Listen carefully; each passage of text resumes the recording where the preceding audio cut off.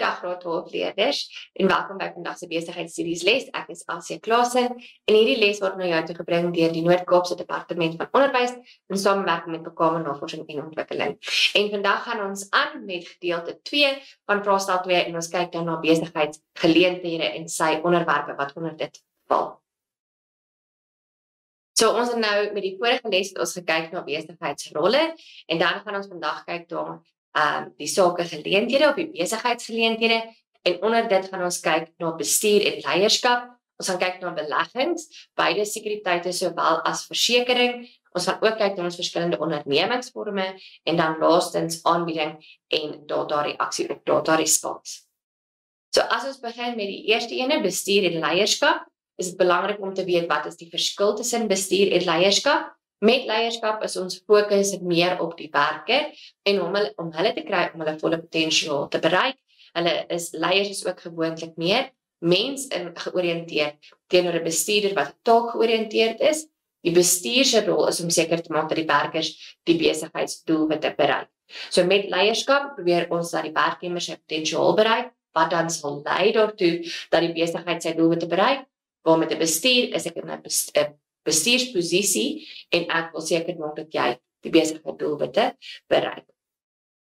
Ons het ook gekyk na die verskillende leierskapstyle.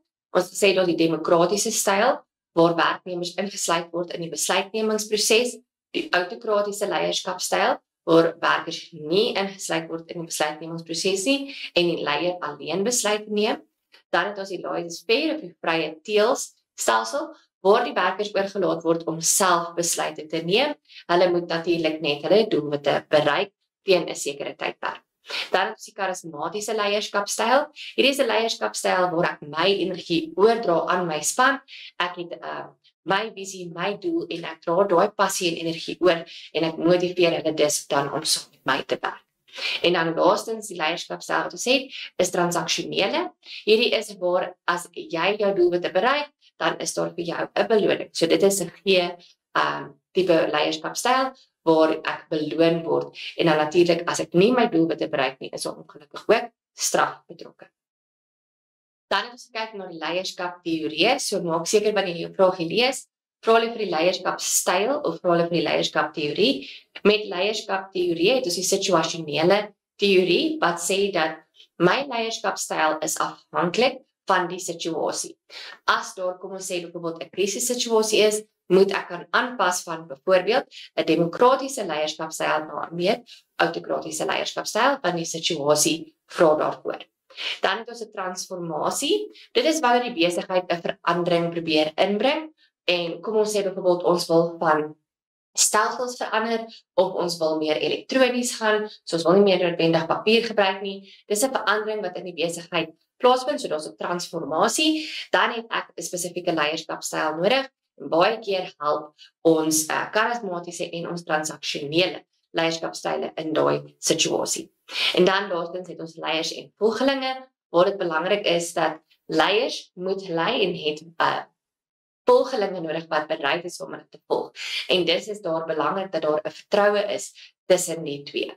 Dat die volgelinge weet die leier is besig om hulle te lei in 'n positiewe rigting, waar ons die doelwitte gaan bereik en dat hulle my belange in ag neem. So hierso gaan 'n karismatiese en 'n laissez-faire tipe leierskapstyl baie van toepassing wees.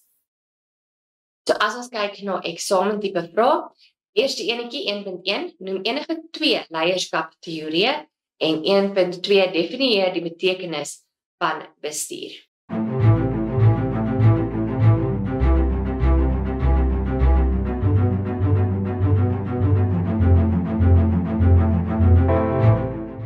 So, kyk na die eerste een, 1.1, noem enige 2 leierskapteorieë. So, wat moet ons doen? Die werkwoord is natuurlik noem en ek het nou vir jou gesê, ons moet mooi kyk vir hulle vir 'n styl of 'n teorie. So, as ek kyk na teorieë en dit is noem, so ons kry 1.11 vir ons leierskapteorieë. Hulle het wel gesê 2, so ons kry net punte vir die eerste 2 wat ek geskryf het. Maak nie saak watter 2 van die 3 nie, jy gaan wel net punte kry vir die eerste een. En dan 1.2 definieer die betekenis van bestuur. Dit is die koördinering en van beplanning, organisering en leiding en beheer van die werknemers om hulle doelwitte te bereik. So ek wil jou net herinner, jy het in graad 8 en graad 9 het jy geleer van BLOM. So dit is jou beplanning, leiding, organisering en beheer. Net laat jy daai akroniem kan onthou. En dan die volgende ene, 'n persoon word 'n bestuurder vanweë die pos waarin hy aangestel is. Soos ek jou nou gesê het, 'n bestuurder is iemand wat in 'n bestuursposisie is. So jy word aangestel in daai posisie, waar 'n leier is gewoonlik meer 'n natuurlike gebeurtenis. Bestuurders het mag vanweë hulle gesagsposisie, omdat ek in 'n bestuursposisie het ek gesag bo-oor jou, waar hulle dan aangestel is. Dan gaan ons kyk na 'n scenario vragie. 1.3 lees die scenario hieronder en beantwoord die vraag wat volg. Bloemie handelaars. Die bestuur van Bloemie handelaars laat hulle werknemers toe om aan die besluitnemingsproses deel te neem. Hulle is ook bewus van die rol van persoonlike houding in suksesvolle leierskap. So ons sien hierso, hulle neem deel aan die besluitnemingsproses. So as ons kyk na die eerste vragie, 1.3.1, identifiseer, so weer eens nie hol aan nie, identifiseer die leierskapstyl wat deur Bloemie handelaars in die scenario hieronder toegepas word.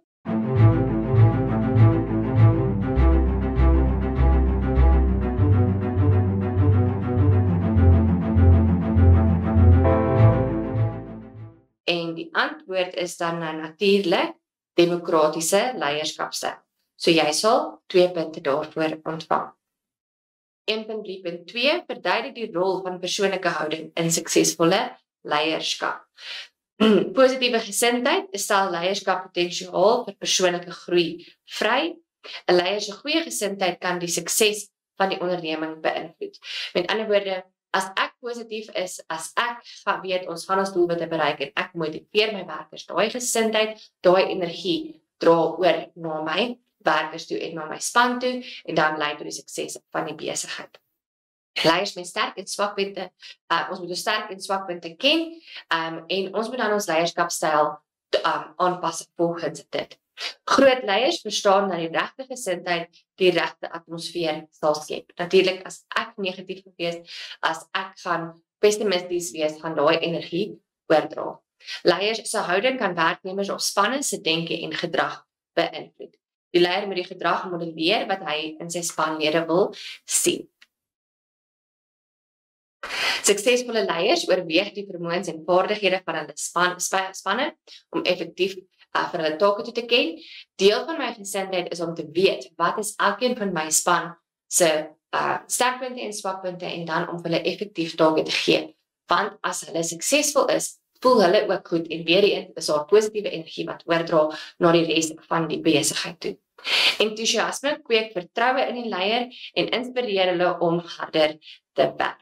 Positiewe gesindheid is krities vir 'n goeie leierskap, omdat goeie leiers by die taak sal bly, ongeag die probleme. Net want jy het 'n positiewe gesindheid, gaan nie beteken nog gaan die probleme wees nie, maar daai goeie gesindheid laat ons toe om voort te gaan en aan te hou, selfs al is dit baie keer moeilik. En as jy positief is, weer eens, dra oor en die ander mense in jou span en in jou besigheid, hulle gaan jou ook motiveer. Suksesvolle werknemers en leiers het 'n konstante begeerte om te werk en persoonlike sukses te behaal. Leiers met 'n positiewe gesindheid weet dat daar altyd meer ruimte is vir verbetering. Dan 1.4 skets die verskille tussen leierskap en bestuur. So die werkwoord skets gaan vir ons 2 punte aan die einde gee. Met bestuur, hulle lei menslike gedrag en leierskap beïnvloed daai gedrag. Met bestuur, hulle kommunikeer deur bestuurfunksies, soos 'n lynfunksie, so hierdie is natuurlik ons struktuur binne in ons besigheid. Topvlak gaan nie noodwendig direk met laagvlak bestuur praat nie, hulle gaan met die middelvlak praat wat dan sal kommunikeer met die laagvlak. Leierskap, hulle kommunikeer deur middel van interaksie, hulle gedrag en visie en karisma. So 'n leier is meer, ek wil sê die Engels woord is hands-on, so hulle is meer betrokke by die dag-tot-dag take. Dan bestuur, hulle administreer planne, programme en take, so ons kyk na die administratiewe gedeelte, waar met die leierskap moedig ek nuwe idees aan, en weer eens, ek is daar om produktiwiteit te verhoog. Ons beheerstelsels en prosedures op die werkplek werk gedoen te kry, word beheer deur bestuur en aan die ander kant met 'n leier, hulle inspireer die mense om hulle werk tot die beste van hulle vermoë te doen en hulle ondersteun. Daai woord is baie belangrik. Fokus op hoe en wanneer en leierskap fokus op wat en hoekom. Wat is ons besig om te doen? Hoekom is ons besig om te doen? Bestuur, hulle kyk na ons kort en medium termyn en leierskap kyk na ons langer termyn. Want ons fokus is dat daai werknemer sy volle potensiaal bereik. Met bestuur, die persoon word 'n bestuurder, ons het reeds genoem, want jy word aangestel in 'n posisie waar leierskap is 'n natuurlike gebeurtenis. Die bestuur, die proses om dinge gedoen te kry deur verantwoordelikheid uit en leiers lei mense om aktiewe deelnemers te wees. So met 'n bestuur, jy vat daai verantwoordelikheid, jy maak seker mense doen wat hulle doen. Met 'n leierskap gaan jy hulle motiveer sodat hulle dit self doen. Dan het ons ook dwingreëls op ongeskiktes af. So, ongelukkig as jy in 'n bestuursposisie is, moet jy seker maak dat reëls geïmplementeer word. En as jy 'n leier is, probeer jy 'n meer doeltreffende manier kry sodat mense hulle take voltooi. So jy hoef nie noodwendig, jy moet nog steeds die reëls volg, jy moet nog steeds die reëls toepas, maar dis nie jou werk om seker te maak ander mense volg die reëls nie. Leersaam in hulle benadering en motiverend in hulle benadering. Bestuur is taakgeoriënteerd, ek het dit vroeër genoem, waar leiers is, mensgeoriënteerd. Die bestuur deur die beplan, organiseer, lei en beheer. Daar is ons blok weer. En dan lei deur voorbeeld, vertroue en respek. En met bestuur, die laaste ene, hulle doen die dinge reg, waar met leierskap is dit om die regte ding te doen. Dan gaan ons oor na ons volgende onderwerp toe, waar ons kyk na sekuriteite, en ons gaan eers kyk na sekuriteit, so beleggings, en dan gaan ons kyk na sekuriteite. So hierdie is die faktore wat ek moet in ag neem wanneer ek 'n belegging wil maak. So wanneer ek ekstra fondse het en ek wil hê daai geld moet groei, wil ek natuurlik hê my geld moet passief groei. Met ander woorde, ek wil nie nog hard werk vir daai geld om te groei. Dit moet nie wees dat ek moet verkope inbring om geld in te bring nie. Ek wil daai geld iewers belê. Ek doen niks met nie, maar ek kan sien hoe my kapitaal groei. So die eerste ene is die opbrengs op belegging. Ek wil weet hoeveel wins van ek basies maak met daai spesifieke belegging. Verskeie beleggings bring verskillende vlakke van opbrengs op beleggings in. Dan wat is die risiko? So wat is die kans dat ek my geld gaan verloor? En hierdie twee is met mekaar gekoppel, want gewoonlik as die risiko hoog is, so as ek dit so gaan sê, as die risiko toeneem, gaan die opbrengs op beleggings ook toeneem. Hoe laer die risiko is, hoe laer is die opbrengste. Dan gaan ons ook kyk na ons beleggingsperiode, met ander woorde vir hoe lank.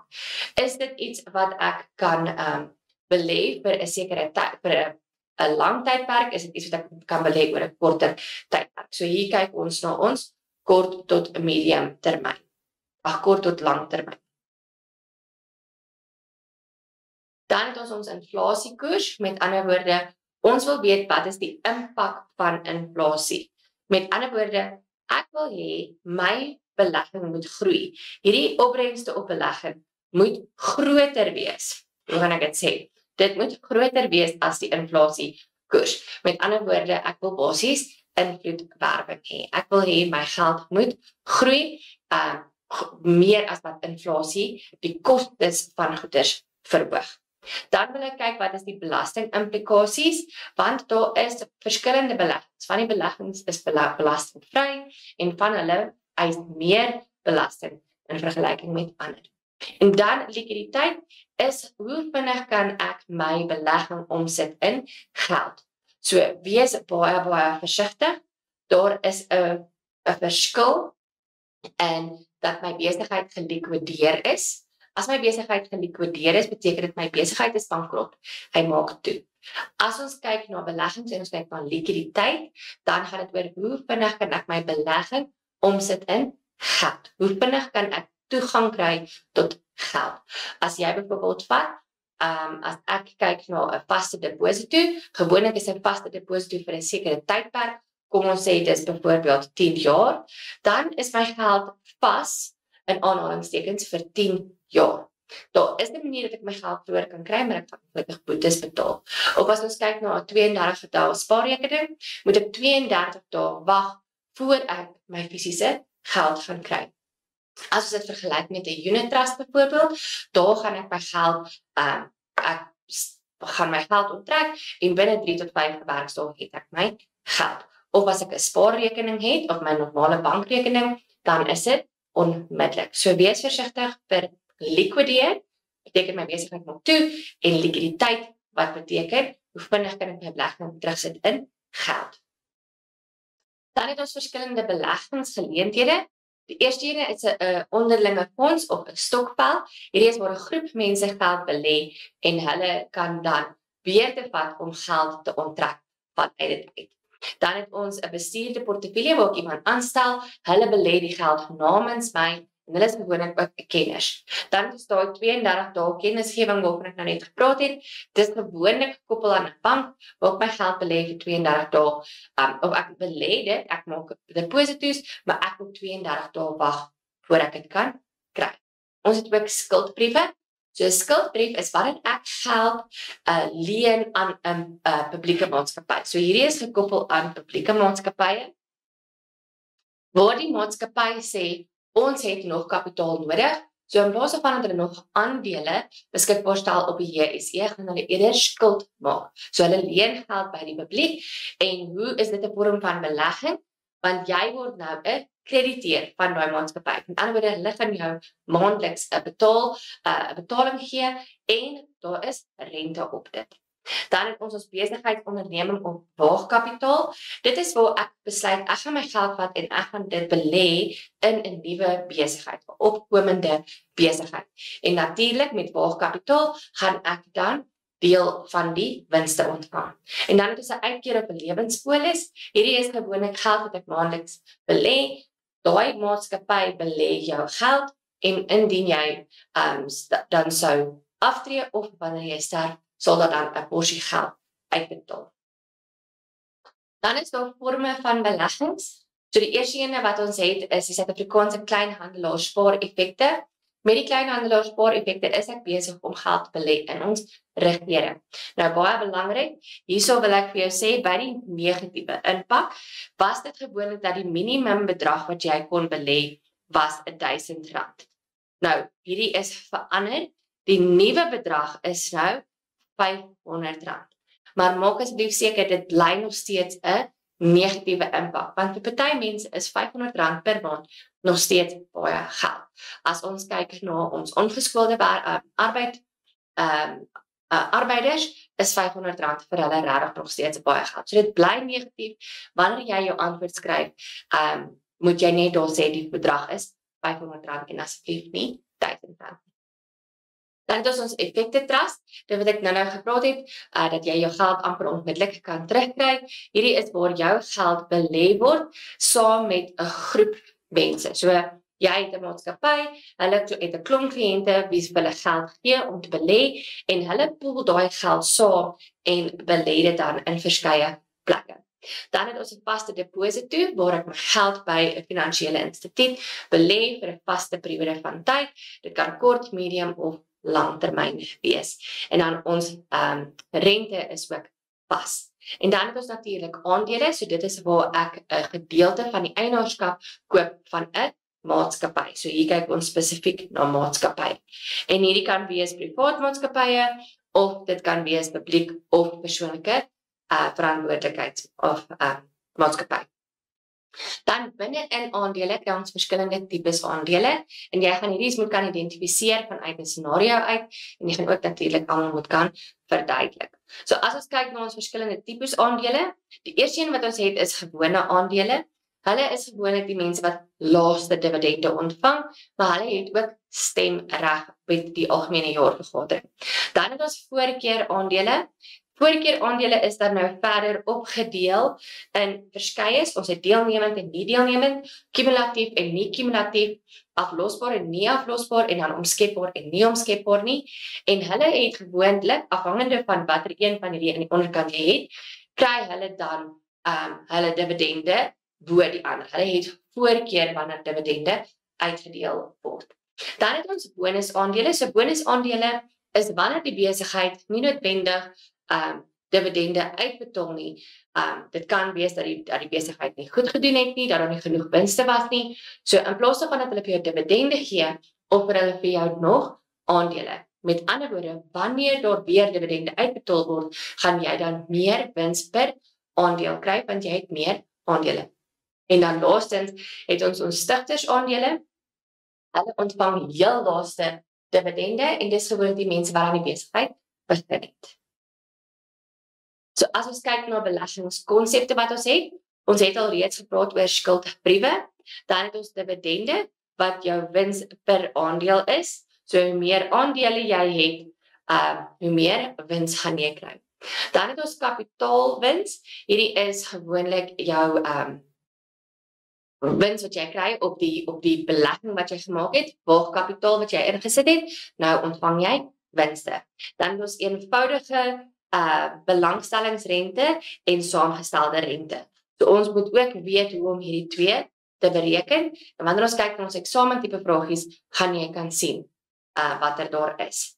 So 2.1 lys enige 4 tipes voorkeur aandele. 2.2 beskryf kortliks die funksies van die JSE.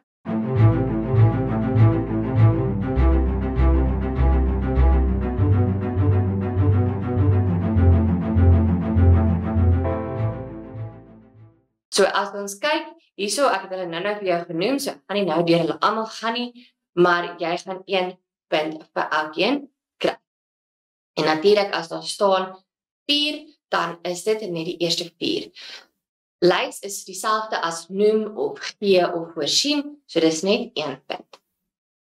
As ons kyk na 2.2, beskryf kortliks die funksies van die JSE, so as ons die punte gee geleenthede vir finansiële instellings om hulle surplusfondse in aandele te belê, dien as 'n barometer of 'n aanwyser van die ekonomiese toestande in Suid-Afrika. Want hoe beter 'n besigheid doen, hoe beter gaan hulle aandelepryse wees. Hoe swakker die besigheid doen, hoe laer gaan hulle aandelepryse wees.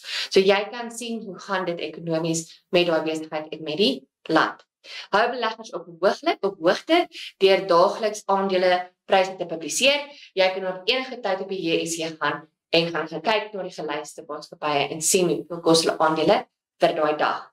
Dit is 'n skakel tussen beleggers en maatskappye. Met ander woorde, ek wil my geld belê, hulle het kapitaal nodig en die JSE is dan in die middel wat dit fasiliteer.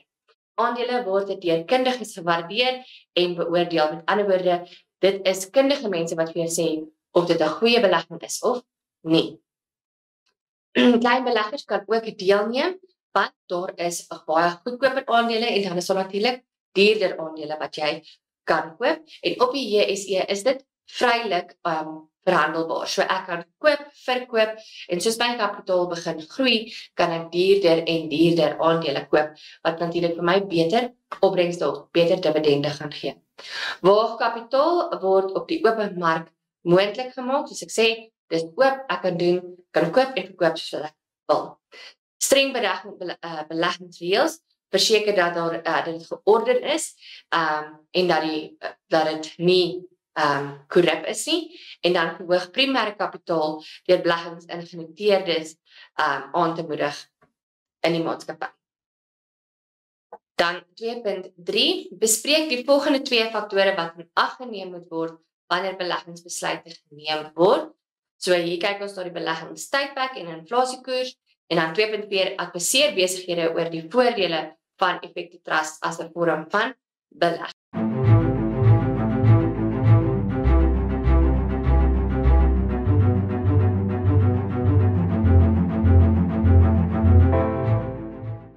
So die eerste ene waarna ons kyk is 'n beleggingstydperk en ons het gesê ons gaan dit bespreek. So ons het weer gesplete punte. Die duur van die belegging kan wissel van kort, medium of lang, soos ek jou gesê het, afhangende van wat jou behoeftes is. Die belegger sal binne 'n kort tydperk toegang tot sy belegging kan verkry indien hulle die belegging gemaak het vir 'n kort termyn. Natuurlik as jy medium of lang, gaan jy langer wag. Hoër opbrengste kom die belegger toe met langer termyn, so langer die geld daar lê, natuurlik hoe beter gaan dit wees. Die keuse van die beleggingstydperk sal afhang van persoonlike omstandighede van die belegger. En dan die beleggingstydperk verwys na die duur van die belegging vanaf die aanvanklike datum op my geld deponeer tot wanneer ek my geld ontvang. En dan as ons kyk na inflasiekoers, hoe hoër die inflasiekoers, hoe laer is die koopkrag van geld. Ons weet dit, ons sien dit, soos wat inflasie opgaan en goeder duurder word, het ek minder geld in my sak wat ek kan spandeer. Beleggers soek daardie beleggings waarin die opbrengste op belegging hoër is as die inflasiekoers. Die waarde van sekere bates, soos eiendom, neem dan natuurlik gewoonlik toe, hoër as inflasie, so daar is sekere goederes waarin ek sal belê as ek wil hê my geld moet vinnig groei as inflasie. Onder andere het ons eiendom, ons het ook goud, olie en ander minerale. Mense word deur die hoë inflasiekoers geraak omdat hulle koopkrag afneem. Die opbrengs op beleggings moet hoër wees as die inflasie. So, inflasie het 'n positiewe uitwerking op sommige beleggings, soos eiendom, aandele ensovoorts. Inflasie verwys na die algemene stygings van prys van goedere en dienste oor 'n sekere tydperk en weer eens dit veroorsaak dat ons minder geld het om te spandeer. Dan gaan ons adviseer besighede oor die voordele van 'n effective trust. So ek het jou gesê, dit is waar ons geld saampool. So effective trust is 'n saamgevoegde fonds. Soos ek vir jou sê, ek het 'n klomp beleggers wat vir my hulle geld gee, ons pool julle geld saam en ons belê dit. Saamgevoegde fonds van beleggers wat deur die fondsbestuurder bestuur word namens die beleggers en hulle gaan dan belê in verskeie maatskappye. Die fondsbestuurder kies 'n verskeidenheid van aandele opsies en hulle verdeel hierdie gewoonlik tussen laag, medium en hoë termyn risiko, want dit gaan vir ons laag, medium en hoër opbrengste bring. Hoekom ons dit versprei, is om seker te maak dat daar is konstante groei, al is dit stadige groei met ons lae risiko, lae opbrengste, terwyl daar ook vinnige groei is, maar dan natuurlik is die risiko ook baie hoog dat ons daai geld kan verloor. So al verloor ons daai geld, verloor ons nie alles nie, want ons het nog steeds aan hierdie kant 'n lae risiko wat stadig groei. Die beleggings word volgens vooraf bepaalde reëls en prosedures bestuur wat hierdie tipe belegging 'n baie veilige opsie maak. Bestuur word deur 'n fondsbestuurder beheer wat dan vir ons aandele koop. Beleggers het gratis toegang tot hulle fondse en kan dit in kontant omskakel. So gewoonlik, dis nie dat ek vir hierdie diens betaal nie, maar eerder my belegger of my bestuurder, my fondsbestuurder vat 'n porsie van die wins. Beleggings opsies soos aanlyn beleggings maak dit maklik vir beleggers om hierdie belegging dan te werk. Klein bedrag kan per maand belê word en oor die algemeen 'n klop inflasie op die medium en lang termyn. Veilige beleggings aangesien dit volgens reëls en regulasies gebeur. Die belegger het 'n verskeidenheid om van te kies. Soos ek sê, jy kan kies hoe wil jy jou portefeulje opstel. Wil jy 'n groter bedrag in jou lae risiko sit en 'n groter bedrag of 'n kleiner bedrag in hoë risiko, of wil jy dit andersom doen? Dit is maklik om te belê aangesien jy 'n paar relevante vorms voltooi en jy gee dan daai mag vir daai geld oor aan jou fondsbestuurder. So jy is nie noodwendig besig om elke dag aandele te koop en te verkoop nie. Jy gee daai mag oor aan iemand anders. Fluktuasies in die effective trust op opbrengstekoerse is dikwels nie so erg nie, want soos ek vir jou sê, omdat daar lae risiko is, as daar iets gebeur met my hoë risiko, is daar nog steeds 'n konstante groei. Dit bied 'n mededingende opbrengste in die vorm van kapitaalgroei en dividende uitkering.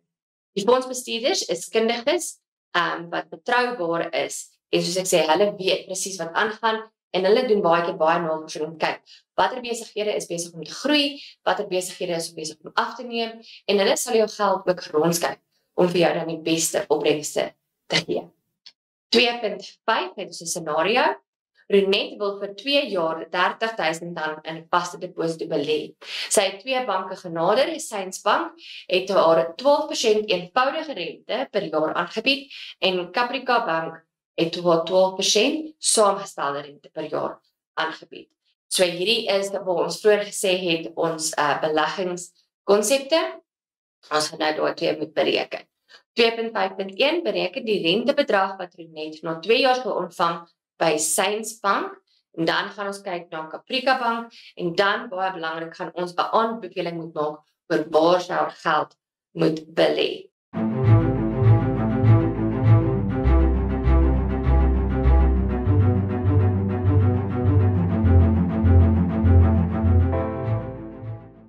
So dis baie belangrik, in vraestel 2 moet jy asseblief jou sakrekenaar invat, want tydens eksamens gaan jy nie kan deel nie. Jy gaan nie iemand anders se sakrekenaar kan gebruik nie. So vat jou sakrekenaar in, anders gaan jy hierdie wiskunde in jou kop moet doen. So as ons kyk, wat word vir ons gegee? Die bedrag, die oorspronklike beleggingsbedrag is R30.000. Die rente wat ons ontvang is 12%. In jou formule, wanneer jy dit inskryf, is dit baie belangrik dat jy daai 12% deel met 100, om dan vir jou 'n desimale bedrag te gee. Dan ons tyd is 2 jaar. So dan ons formule, ons het die oorspronklike bedrag, ons het dan maal ons met die rente, en ons maal dit met die tydperk.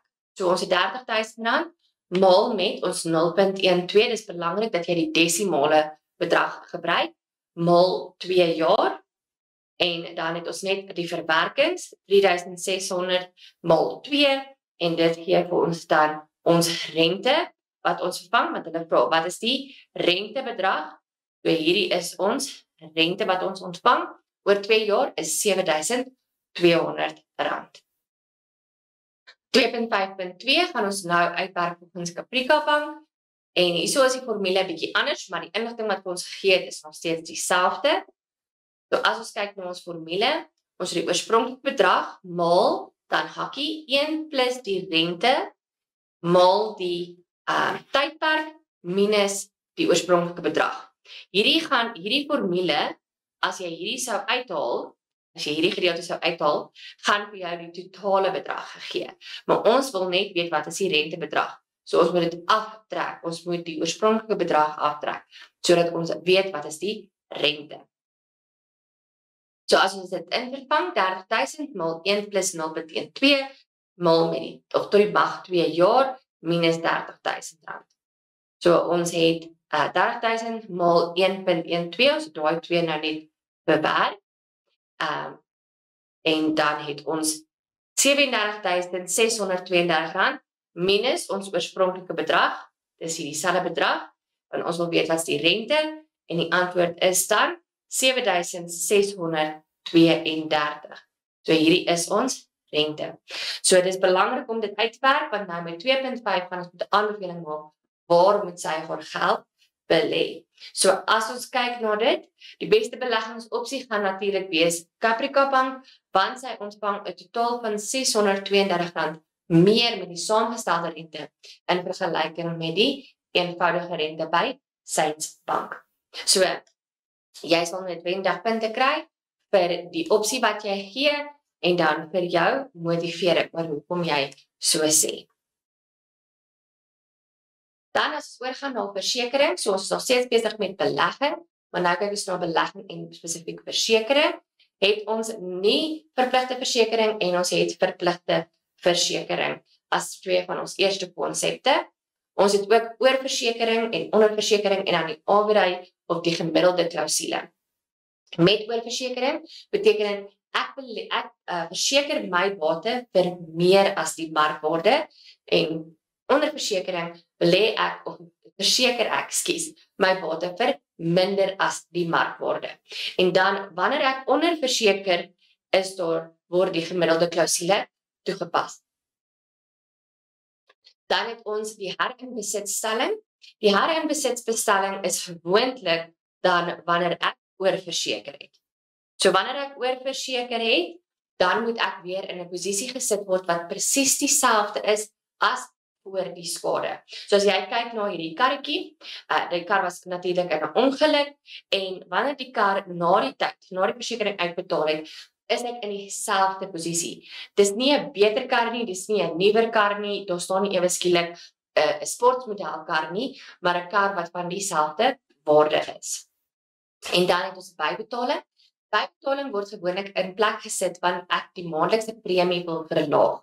So hulle sê vir jou, ons kan die maandelikse premie verlaag, maar dan wanneer iets wel gebeur, gaan ek eers 'n bybetaling moet maak. Ek gaan moet 'n bedrag inbetaal voordat hulle my eis gaan prosesseer.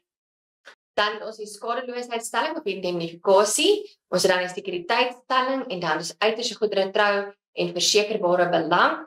So uiterste goedere trou is waar ek onthou sê, ek is eerlik met die inligting wat ek vir jou gee as 'n versekeringsmaatskappy. Dan tipes verpligte versekering wat ons het werkloosheidsversekeringsfonds, waarby werknemers en werkgewers bydra, elk dra 1% by, en dan as ek werkloos is, kan ek dan eis van hierdie versekeringsfonds. Ons het ook ons padongelukfonds. As ek skade ly as gevolg van 'n ongeluk wat op die Suid-Afrikaanse paaie gebeur het, kan ek weer eens eis. En dan het ons die vergoedingsfonds, die wet op vergoeding vir beroepsbeserings en siektes. Ons het dit bespreek onder ons wetgewing, COIDA-wet. So hierdie is, as ek by die werk seer kry, dan, en ek was nie nalatig nie, dan kan ek eis van hierdie fonds af wat my dan sal betaal. So in ons verpligte versekering, as ons kyk spesifiek na die werkloosheidsversekeringsfonds, het ons 'n paar voordele. Die eerste een is siekte of ongeskiktheid. So as ek vir 'n periode van tyd siek is en ek het al my siekverlof opgebruik, of ek is vir 'n periode van tyd ongeskik dan om te werk, dan kan ek eis. Dan is ook aannemingsvoordele, dit werk dieselfde as 'n kraamvoordele, waar as ek wanneer ek 'n kind aanneem, hierdie is wel 'n kind onder die ouderdom van 2, dan het ek verlof. Met my kraamverlof is dit nie noodwendig dat my werkgewer my moet betaal tydens my kraamverlof nie. Onthou, jy kry 4 maande, maar dit is nie verpligte betaalde verlof nie. So jy kan dan eis van jou werkloosheidsversekeringsfonds. Dan het ons ook voordele vir afhanklikes. Kom ons sê ek sterf, dan gaan my kinders en my eggenoot nog steeds kan eis vir die verlies in inkomste. Dan 'n tydelike werkgewer of werknemersverligtingskema. Hierdie het ons gesien tydens COVID. Hierdie is wanneer daar iets gebeur en die werkgewer kan nie sy werkers betaal nie, dan kan hulle eis van die werkloosheidsversekeringsfonds om hulle werkers 'n gedeelte van hulle geld te betaal. En dan natuurlik is daar vir as ek my werk verloor. Ek kan wel nie eis van hierdie fonds as ek self bedank het of as ek op suspensie is. As ons dan kyk na eksamenvraag 3.1, noem enige 4 voorbeelde van korttermynversekering. 3.2, neem enige 3 voorbeelde van nie versekerbare risiko's.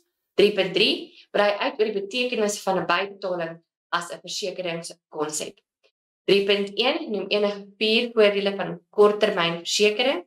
So hierdie is net voorbeelde. So ons het eiendomversekering, geld in transito, diefstal, inbraak 4. Met korttermynversekering is dit iets wat moontlik kan gebeur. So as jy sukkel om dit te onthou, dis iets wat moontlik in die toekoms kan gebeur.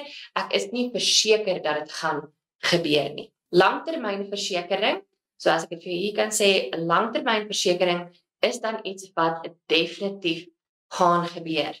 Met ander woorde, ek gaan iewers in my lewe aftree, ek gaan iewers ongelukkig in my lewe sterf. So dan 3.2, noem enige 3 voorbeelde van nie versekerbare risiko's. So hierdie is goeders wat hulle sê die risiko is te groot. Ons gaan dit nie kan verseker nie. So hierdie diefstal is nie noodwendig diefstal as jou besigheid in die aand beroof word nie. Hierdie is wanneer mense tydens hulle inkopies inkom en hulle vat van jou goeders. Dan is daar, as daar 'n inbraak is, met ander woorde, jy word aangehou, geld in transito, dit is wanneer besighede se geld vervoer word, en dan baie keer sal hulle ook nie natuurrampe verseker nie. 3.3, brei uit oor die betekenis van 'n bybetaling as 'n versekeringskonsep. So bybetaling het ek nou vir jou gesê, dit is om my maandelikse premie te verlaag, en uitbrei gaan ons dan 2 punte aan die einde hê. 'n Gedeelte van die versekeringseis wat die versekerende sal moet betaal vir die koste van die vervanging of die herstel. So kom ons sê byvoorbeeld, ek het 'n versekering op my voertuig en nou breek ek my windskerm. As ek 'n bybetaling het, gaan ek moet heel moontlik, kom ons sê, R1000 inbetaal voordat hulle my windskerm gaan vervang. Dit word nie aan die versekerde uitbetaal wanneer die eis afgehandel word nie. Die oortollige betaling beskerm die versekeraar teen bedrieglike eise aangesien die versekerde minder waarskynlik is om vals in te dien. So ek wil net gou weer jou aandag oortrek na hierdie twee woorde toe.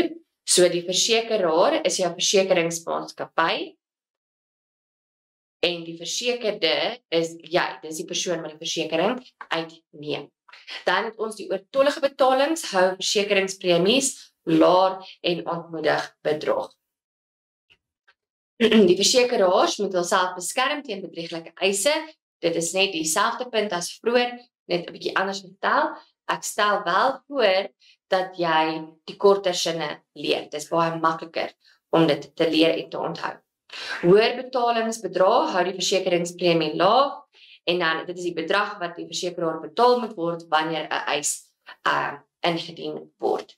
Dit is baie herhaling, so wees verseker of maak seker dat wanneer jy leer, jy kolpunte leer wat nie 'n herhaling van mekaar is nie. Jy gaan nie punte kry vir dieselfde feit. Dan 3.3, brei uit oor die betekenis, ons het dit gedoen, ons is nog besig met dit, oorbetaling verhoed dat die versekerde geringe skade eis, die bedrag of die grootte van die bybetaling word in die polis bepaal. So hulle gaan, wanneer jy versekering uitneem, gaan hulle vir jou sê, as die bybetalingsbedrag soveel is, gaan dit jou premie so affekteer ensovoort. So dit sal met jou bespreek word. En dan hierdie is net 'n voorbeeld, jy gaan nie in jou eksamen punte kry vir voorbeelde wat in jou handboek is nie. Dan 3.4, lees die scenario hieronder en beantwoord die vraag wat volg. Die versekering van bates teen diefstal, skade, brand en inbraak is noodsaaklik vir elke besigheid. Besighede moet ook noukeurig beplan vir risiko's wat nie versekerbaar is nie. Haal 3 voorbeelde van versekerbare risiko's uit die scenario hierbo aan. So as ons kyk daarna, dit is natuurlik diefstal, skade, brand en inbraak. So julle gaan net die eerste 3 bespreek. Dan 3.4.2, verduidelik die betekenis van nie versekerbare risiko's en gee 1 voorbeeld. So hierdie risiko's word nie deur die versekeringsmaatskappy verseker nie, aangesien die versekeringskoste op die risiko te hoog is. Die maatskappy kan nie winsgewend van die risiko bereken nie en daarom kan hulle nie 'n premie uitwerk nie. En dan 3.5, bespreek die voordele van versekering vir 'n maatskappy.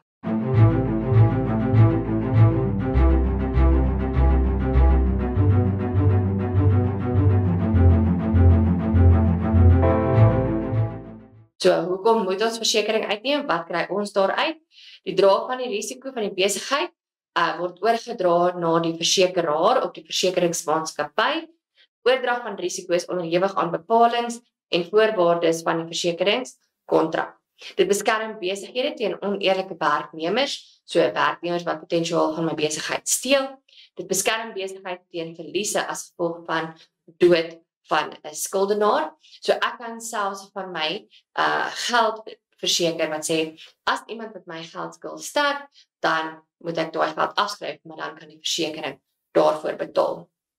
Dit beskerm die besigheid teen diefstal of verlies van voorraad, wat veroorsaak dat word deur natuurrampe en beskerm besighede teen eise wat deur lede van die publiek gemaak is. So kom ons sê byvoorbeeld jou produk het veroorsaak dat iemand siek word en nou dagvaar hulle jou, dan kan jy dit eis van die versekeringsmaatskappy. Die besighede word beskerm teen die verlies van verdienste. So hierdie is tydens stakings. Besighede sal vergoed word vir versekerbare verliese of die vernietiging van eiendom met 'n brand. Besigheidsbates word teen skade of diefstal verseker en dan die lewensversekering kan op die lewe van vennote geneem word. So dit is om die kapitaal te beskerm. Indien die dienste van 'n sleutelpersoon weens ongeluk of dood verlore gaan, kan die opbrengste van die versekeringspolis aan die besigheid betaal word. Die vervangingskoste vir beskadigde masjinerie of toerusting is hoog en daarom kan versekering sulke kostes verminder. 3.6, lees die scenario hieronder en beantwoord die vraag wat volg. Tophandelaars het voorraad ter waarde van R400,000 gekoop, maar hulle het dit slegs verseker vir 300.000, met ander woorde, dit is onderverseker. 'n Brand het in die pakhuis ontstaan en veroorsaak dat hulle 'n skade ly van R60.000. Noem die versekeringsklausule, so wees versigtig met die vraag dat vra hulle vir die konsep of vra hulle vir die klausule. As die klausule is, dan gaan jou antwoord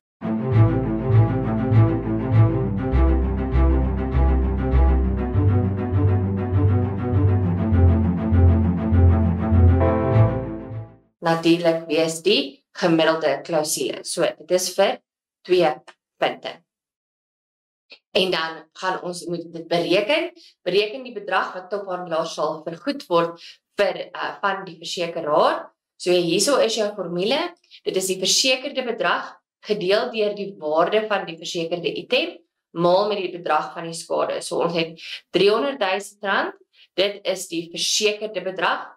Die regte waarde van die gebou of die voorraad is R400.000 en ons maal dit met die skade. So die bedrag wat uitbetaal gaan word aan die tophandelaars is slegs R45.000. As hulle oorverseker was, dan sou hulle R60.000 terug ontvang word. Dit is die herinbesitstelling. Maar hierdie, omdat dit onderverseker is, gaan die gemiddelde klausule toegepas word. Adviseer besighede oor die wet op vergoeding vir beroepsbeserings en siektes as 'n verpligte versekering. So adviseer gaan ons 2 punte aan die einde hê. En soos ons sê, hierdie is wanneer jy seer kry by die werk, en dit is nie as gevolg van jou eie nalatigheid nie, dan kan jy eis en jy kan eis dan vir die mediese uitgawes en dan ook die verlies in inkomste. Dit vergoed werknemers vir beserings en siektes wat by die werk opgedoen word. Dit word bepaal deur die mate van ongeskiktheid. So gaan ek vir 'n kort periode van tyd, vir 'n lang periode van tyd nie 'n inkomste kan genereer nie. Werkers moet alle ongelukke binne 7 dae aanmeld en die werksplek, hulle het 14 dae vanaf die ongeluk plaasvind het. So natuurlik moet jy dit doen so vinnig as moontlik, maar jy het tot en met 7 dae om dit aan te meld. Werknemers hoef nie hierdie fonds by te dra nie, die besigheid dra by tot hierdie fonds, vir wanneer daarvan hulle werknemers siek word of dan 'n besering opdoen. Dan kyk ons na die verskillende vorme van eienaarskap en ons het die alleenhandelaars, vennootskappe, maatskappye, privaat en maatskappye met persoonlike aanspreeklikheid. Ons het dan ook natuurlik publieke maatskappye, staatsbeheerde maatskappye en koöperasies. Jy moet dan elkeen van daai ondernemingsvorme se eienskappe, voordele en nadele ken. En dan wat ons bygevoeg het hierdie jaar is die kriteria vir sukses of mislukking. So die 5 kriteria wat ons het, moet jy kan benoem en dan moet jy hulle kan toepas op elkeen van die ondernemingsvorme. So die eerste een wat ons het is belasting. Hoe gaan belasting lei tot die sukses of mislukking? Kapitaal, bestuur, winsverdeling en wetgewing. As ons kyk na ons eksamenvraag, 4.1, gekwalifiseerde prokureurs Willem en Queenie het 'n vennootskap wat die naam W&Q Prokureurs gestig. Hulle voeg hulle kennis en vaardighede saam om gesamentlik die beste besluite te neem. Willem en Queenie deel winste in die vorm van dividende in verhouding tot die aantal aandele wat gehou word. Hulle kan op hulle eie individuele sterkpunte fokus wanneer hulle die werkskas deel. Daarbenewens wil hulle graag na 'n privaat maatskappy oomskakel om bestuur te verbeter. 4.1.1 Al voordele van die vennootskap uit die scenario hierbo aan, baie belangrik, ons moet aanhaal en ons haal die voordele van 'n vennootskap aan. En dan 4.1.2 verduidelik hoe die bestuur kan bydra tot die sukses of die mislukking van 'n privaat maatskappy. So wees baie versigtig, die bo vra hulle vir 'n vennootskap, onder vra hulle vir privaat maatskappy.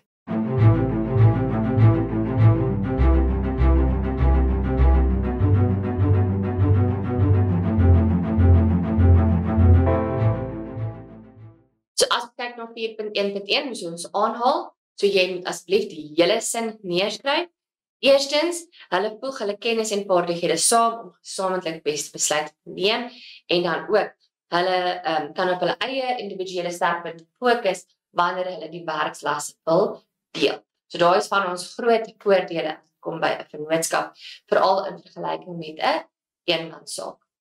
Dan as ons kyk na bestuur en hoe dit kan lei tot die sukses of die mislukking van 'n privaat maatskappy, is dit belangrik dat jy dan sal onderskei.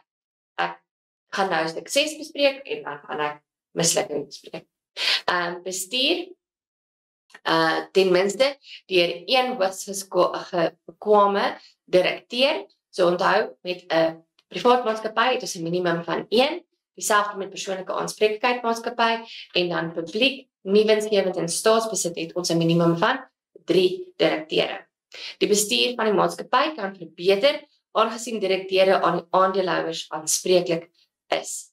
Aandeelhouers kan stem vir die mees bekwame direkteur. So dis nie noodwendig dat ek net enigiemand aanstel nie. Ek het 'n stem as 'n aandeelhouer oor wie ek daar wil hê. As ons dan kyk na die mislukking, dit is nie noodwendig dat die direkteure ook aandeelhouers is nie. Dit kan wees dat hulle doeteenvoudig 'n bestuurder is in die besigheid. Met ander woorde, hulle ontvang 'n vaste salaris. Daar kan natuurlik bonusse wees as hulle doelwitte bereik en so aan, maar meeste van die tyd het hulle 'n salaris. As hulle belang in die besigheid het, met ander woorde, is ook 'n aandeelhouer, is hulle gewoonlik meer gemotiveerd om te werk, want dan ontvang hulle dividende ook. So die nadeel of die mislukking is, as hulle nie 'n belang in die besigheid het nie, gaan hulle nie noodwendig wil hê die besigheid moet groei of harder werk, sodat die besigheid groei nie. Die direkteursfooie verhoog die maatskappy se uitgawes. Natuurlik, dit is 'n salaris wat ek moet betaal. Sommige aandeelhouers mag nie hulle stemreg uitoefen nie en dit kan lei dat verkeerde direkteure gekies word. En dan groot bestuursstrukture kan daartoe lei dat besluitneming baie lank vat. Die direkteure is dalk nie gemotiveer om hard te werk nie, omdat die aandeelhouers wil die direkteure se vergoeding besluit. As die direkteur nie gelukkig is met sy vergoeding nie, gaan hy noodwendig sy beste gee om die besigheid te laat groei en floreer. Dan 4.2, brei uit by die betekenis van onbeperkte aanspreeklikheid. So onthou, ons het beperkte aanspreeklikheid en dan het ons onbeperkte aanspreeklikheid. Onbeperkte aanspreeklikheid is jy as die eienaar is persoonlik verantwoordelikheid vir die skuld van die besigheid. En kom ons sê byvoorbeeld die besigheid kan nie hulle skuld betaal nie, kan jou persoonlike bates geneem word. En daar is net 2 wat onbeperkte aanspreeklikheid het en dit is natuurlik ons alleenhandelaar en ons vennootskap. As ons kyk na beperk, is dit al die ander ondernemingsvorme. Dan 4.3, lees die scenario hieronder en beantwoord die vraag wat volg. Zama en Quentin is gekwalifiseerde prokureurs wat 'n besigheid genaamd Z&Q Prokureurs begin het wat nie kontinuïteit het nie. Hierdie is baie belangrik. Hulle wil hul besigheid in 'n persoonlike aanspreeklikheidsmaatskappy omskep.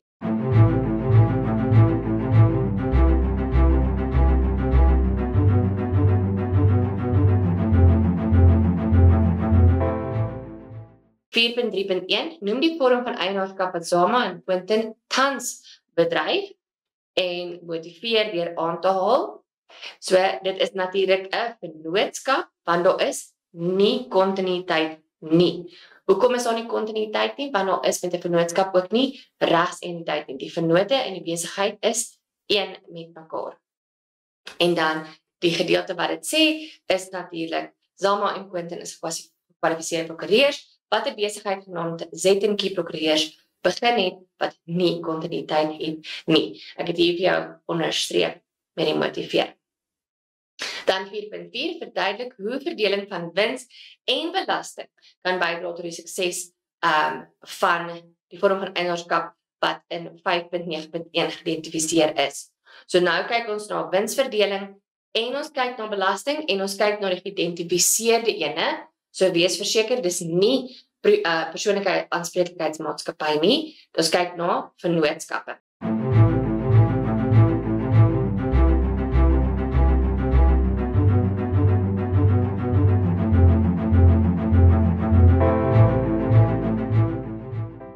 So vir belasting, vennote, Hulle betaal slegs persoonlike inkomstebelasting, of hulle betaal BTW op relevante produkte of dienste, gelewer in die belastingsadministrasie verminder. Vennote betaal nie inkomstebelasting nie, slegs die vennote in hulle persoonlike hoedanigheid.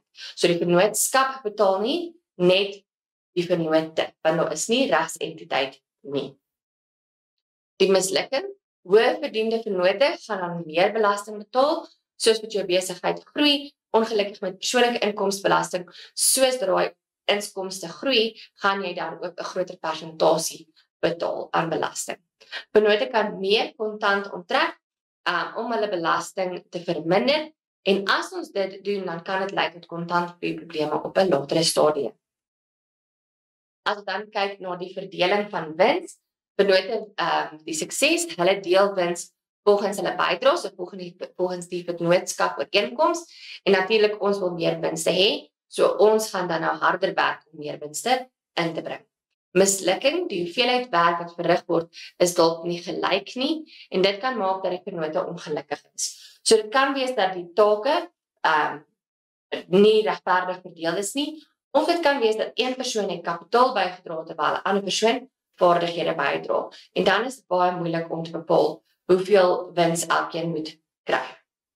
Dan is ons by die laaste enetjie, aanbiedings en data reaksie of data response. So eerstens het ons gekyk na hoe moet ek voorberei vir my aanbieding. So hierdie is voordat ek aanbied, en dan het ons gekyk na tydens die aanbieding. So wees versigtig wanneer hulle praat van tyd byvoorbeeld. Wanneer jy jou voorlegging voorberei, moet jy seker maak dat jy beplan vir die tyd wat vir jou gegee gaan word, maar tydens jou aanbieding moet jy seker maak jy bly binne in die tyd. So daai is 2 koolpunte wat nogals jy moet baie versigtig wees oor hoe jy dit stel, want as jy dit verkeerd stel, gaan dit wees miskien wees vir die ander ene. So die een is voorbereiding, dit gaan insluit gaan kyk na jou lokaal, maak seker jy het al jou toerusting, maak seker jy stel jou skyfies op, maak seker jy doen jou navorsing, jy weet wie jy gehoor, ensovoorts, en dan tydens, maak seker jy bly binne in jou tyd, maak seker jy projekteer jou stem, maak seker jy is interaktief met die gehoor.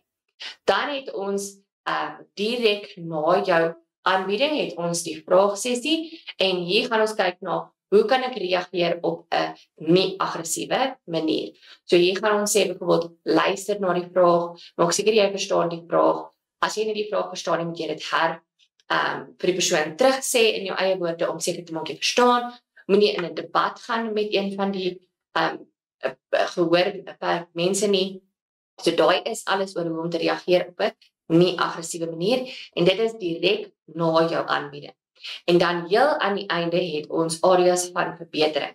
So dit is wanneer ek nou teruggaan en ek kyk nadat ek aangebied het, kyk ek na my aanbieding, ek gaan kyk waar kan ek verbeter, want ek gaan heel moontlik hierdie aanbieding 'n tweede of selfs 'n derde keer moet aanbied, en dit is goed om dan konstant terug te gaan en te kyk hoe kan ek my aanbieding en verbeter.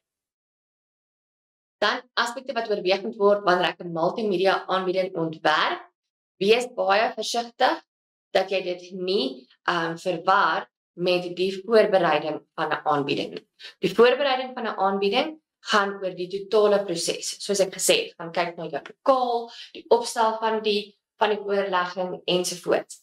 Met hierdie ene gaan dit net oor jou multimedia voorlegging. So ek wil amper vir jou sê die PowerPoint slides wat jy maak. So die eerste ene is byvoorbeeld begin met jou teksopskrifte, gebruik leesbare lettertipes, kies jou regte agtergrond, maak seker jy gebruik by visuele hulpmiddels. Van hierdie gaan dalk 'n bietjie oorvleuel met die ander ene, maar maak seker jy lees versigtig. En dan voorbeelde van nie-verbale aanbiedings. So hierdie is ons tabelle, ons grafieke, illustrasies, blaaikaarte, uitdeelstukke en dan skyfie vertonings. Jy gaan heel moontlik hierdie moet kan lys. En dan die visuele hulpmiddels wat ons het, jy gaan hierdie moet kan identifiseer vanuit 'n scenario uit. En wees versigtig want hulle kan ons gaan nie almal behandel in terme van voordele en nadele nie, maar jy moet al hierdie kan identifiseer vanuit 'n scenario uit. So as ons kyk na die visuele hulpmiddels waarop ons in diepte ingegaan het, Ons het gekyk na die voordele en nadele van PowerPoints projektors. So hierdie sal hulle ook praat van byvoorbeeld 'n dataprojektor en hierdie ene praat hulle van 'n oorhoofse projektor. So wees versigtig wanneer jy lees dat hulle nie vir jou 'n ander terminologie gee wat jy kan deur mekaar maak nie. Dan is ons uitdeelstukke, dit is iets wat ek uitdeel vir my gehoor. Ons het blaaikaarte, as jy hier kan sien op die skyfie, dis 'n groot stuk papier wat ek dan gaan oorblaai en ek skryf met 'n pen of 'n koutjie daarop. Dan het ek my interaktiewe witbord waar ek 'n spesiale of gespesialiseerde pen het en gespesialiseerde sagtborde nodig het en dan het ek natuurlik plakkate en advertensies wat ek maklik kan rondskryf. So as ons kyk na die vraag 5.1, beskryf kortliks die faktore wat in ag geneem moet word wanneer daar 'n aanbieding voorberei word en dan verduidelik die aspekte wat in ag geneem moet word wanneer 'n multimedia aanbieding ontwerp word. So daar is presies daai twee waarvan ek gepraat het wat jy moet versigtig wees. Maak ook seker dat hulle nie vir jou sê die vraag kan ook lees byvoorbeeld beskryf die faktore wat in ag geneem moet word tydens die voorbereiding van 'n aanbieding. So as daai woord tydens, moet jy dit nie verwar met die faktore wat in ag geneem moet word tydens die aanbieding nie. So maak seker die mense jy lees jou hele sin, jou hele vraag van die begin tot die einde. Analiseer asseblief julle vraag. Van ons baie plekkies waar hulle jou kan vang en waar jy verkeerd die vraag kan interpreteer.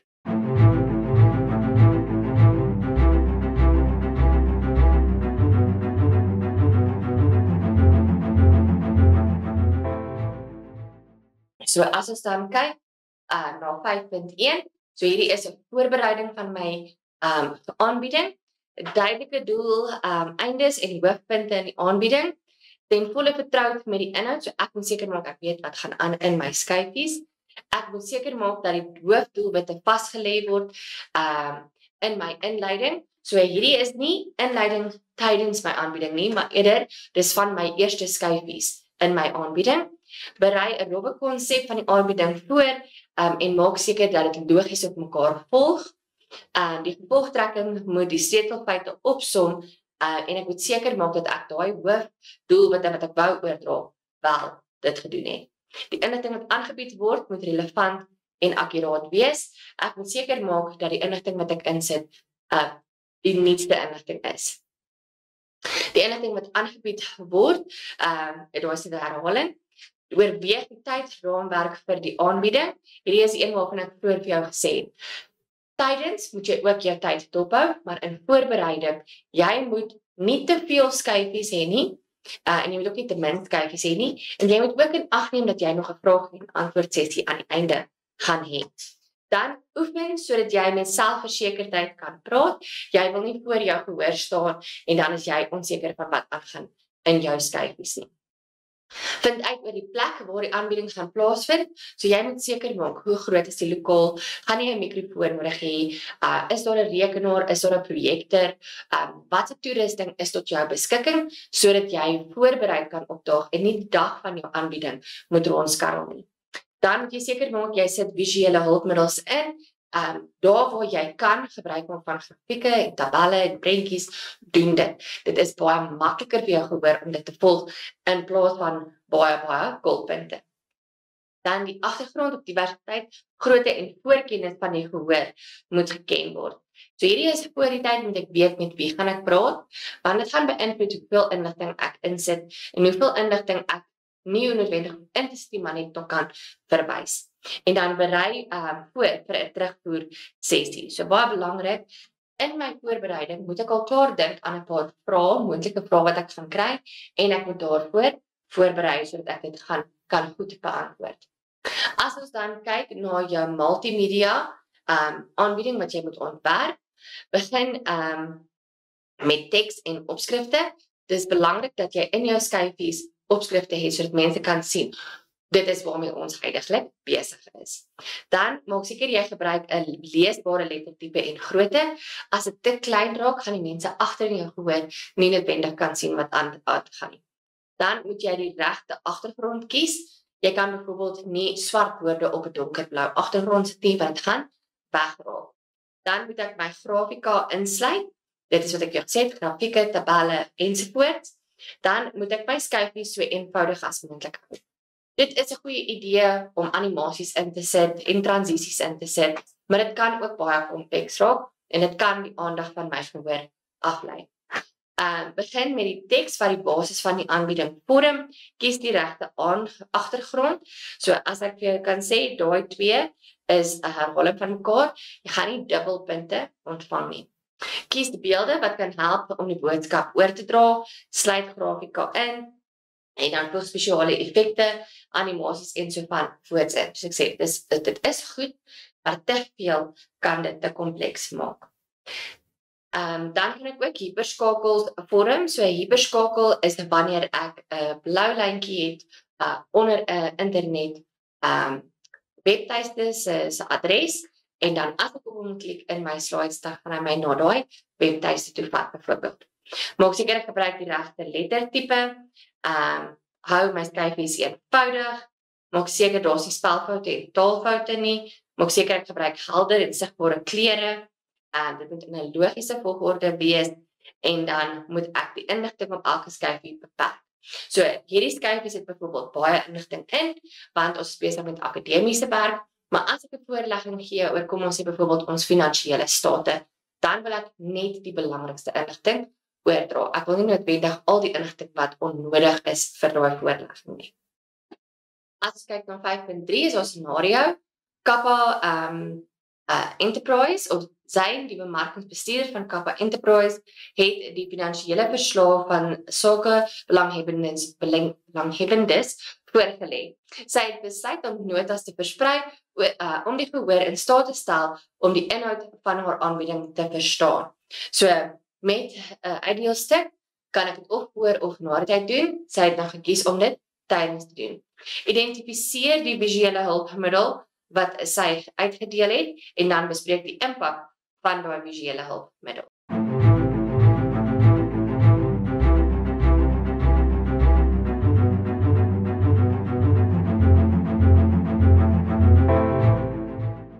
So sy het natuurlik uitdeelstukke uitgedeel. En as ons dan kyk na die positief, betekenisvolle uitdeelstukke kan uitgedeel word, en dit sal dan ons gehoor aanmoedig om deel te neem. Want nou het ek die werk voor my, ek kan onderstreep, ek kan notas maak, so ek is ook baie meer interaktief. Notas op harde kopie van die skyfie of aanbieding kan aan die einde van die aanbieding versprei word, en dit kan dan saam met die mense gevat word, sodat hulle kan terugverwys en sien, dalk het hulle iets vergeet, of dalk wil hulle iets vir iemand wys, dan het hulle dit as 'n verwysing. Dit is maklik om dit op te dateer, so afhangende van hoe groot die dokument is wat jy uitdeel, is dit maklik om net die inligting daarin op te dateer, en dan weer nuus uit te druk vir die volgende voorlegging. Die notas kan vergelyk word, soos ek sê, dis baie meer interaktief. Ek kan kyk wat in my uitdeelstuk staan, en ek kan dit vergelyk met wat op die skyfies is. Ekstra inligting kan bygesit word, want onthou, op my skyfies gaan ek net die belangrikste inligting sit, of ek gaan dalk net gebruik van kernwoorde, waar die uitdeelstuk dan 'n uitbreiding kan wees van dit wat op die skyfies is. Nuttige inligting vir die verbetering van die volgende aanbieding kan verkry word wanneer die gehoor terugvoer gee. So omdat hulle die skyfie of die uitdeelstuk by hulle het, kan hulle vir jou sê waar jy kan verbeter vir jou volgende aanbieding. Dan as ons kyk na die negatiewe, die uitdeel van materiaal aan die begin van die aanbieding kan veroorsaak dat ek my gehoor se aandag verloor, kan wees dat mense meer betrokke raak by die lees van die uitdeelstuk as wat hulle oplet in die aanbieding. Aangesien dit slegs sleutelinligting opsom, kan sommige van die inligting verlore gaan. Jy kan natuurlik nie vir iemand 'n uitdeelstuk gee van 100 tot 200 bladsye nie. So as dit te groot word, gaan dit wees, of as jy dit te kort probeer hou, kan dit wees dat jy inligting verloor. Gedrukte materiaal is duur, en as dit verloor word, moet jy weer nuus druk. Verhoog die risiko van ongematigde duplisering. So met 'n voorlegging is dit ek wat praat. Dit kan nie noodwendig sommer gestoor word, tensy dit opgeneem word nie, en is ook baie moeilik om dit dan te dupliseer en iemand anders te gee. in vergelijking met 'n harde kopie wat natuurlik net deur 'n fotostaatmasjien gesit kan word. Die uitdrukstukke kan nie met audiomateriaal gekombineer word nie. Met ander woorde, as ek daai stuk papier het, ek kan nie op iets druk en dan praat iets met my nie. Ongelukkig gaan die persoon dit fisies moet lees. So ek gaan moet gebruik maak van ander visuele hulpmiddels. Die beskikbaarheid van ondersteuningsmateriaal voor die aanneming kan die gehoor hulle aandag laat aflei. Dis dieselfde as die eerste enetjie en die beperkte inligting wat in die inligtingstuk is, kan moontlik nie die gedetailleerde doelwitte van die aanbieding vervang of vasvang nie. Die skrywer het geen beheer oor die onwettige verspreiding nie. So weer eens, in hierdie kolpunte kan jy sien, daar's 'n paar van hulle wat herhaal. So maak seker wanneer jy gaan leer, jy nie kolpunte leer wat eintlik dieselfde ding sê nie. Kom ons sê byvoorbeeld, jy kies hierdie ene en jy kies die laaste een. So hulle sê tegnies dieselfde ding. So vir die eerste gaan jy punte kry, vir die tweede ene gaan hulle vir jou sê jy herhaal 'n feit. So wees baie versigtig wanneer jy leer dat jy dit leer wat vir jou gaan punte gee. Dit is die einde van vraestel 2 se rekordeksamen hersiening en ek hoop jy het daarop iets geleer en dat jy gaan lekker voorberei vir die opkomende eksamen 16 September. Baie sterkte en lekker dag verder. Totsiens.